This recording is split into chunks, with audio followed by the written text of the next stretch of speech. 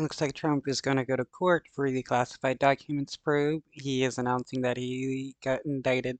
We have some breaking news right now we need to get to. Former President Trump has just said he has been indicted by a grand jury over classified documents found at his Mar-a-Lago home. Now, this is all coming from the former president. He's writing this on his social media site. This is what he wrote. The corrupt Biden administration has informed my attorneys that I have been indicted, seemingly over the boxes hoax, even though Joe Biden has 1,850 boxes at the University of Delaware, additional boxes in Chinatown, D.C., with even more boxes at the University of Pennsylvania, and documents strewn all over his garage floor where he parks his Corvette, and which is secured by only a garage door that is paper thin and open much of the time. Okay, I think we've read enough of this. I want to go over to Ken Delanian, who is on the phone for us. Ken, walk us through what we know so far. And again, we have to preface all of this. This is coming from former President Trump, who is announcing on his Truth Social platform that he's being indicted, but we have not heard from federal authorities just yet. That's right, Tom, and I'm making calls right now to try to see what the special counsel's office has to say about this.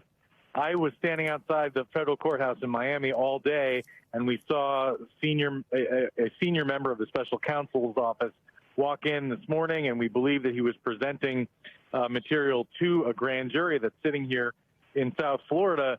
But the day ended without any sign that any action had taken place, and certainly we didn't hear anything from our sources about any indictment. So I think we really need to kind of understand what's happening here. Although for Trump to have announced this on Truth Social, I got to believe there's something to it. We've been expecting, obviously this case, there's all the signs have pointed to this case being reaching a charging decision. We've reported that the Justice Department told Trump that he was a target of the investigation, which is generally what you tell someone right before they're going to be indicted. And then we had that meeting between Trump's attorneys and senior members of the Justice Department and Special Counsel Jack Smith.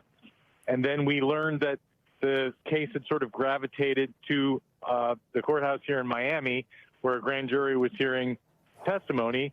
And we saw these senior members of the special counsel's office down here who normally work in D.C. So all the signs were pointing to a potential indictment. I actually expected that one could come today, but then we left the courthouse without any sign that that had happened. And I kind of had been led to believe that we would hear about it. One question right now is whether this is an indictment that's under seal.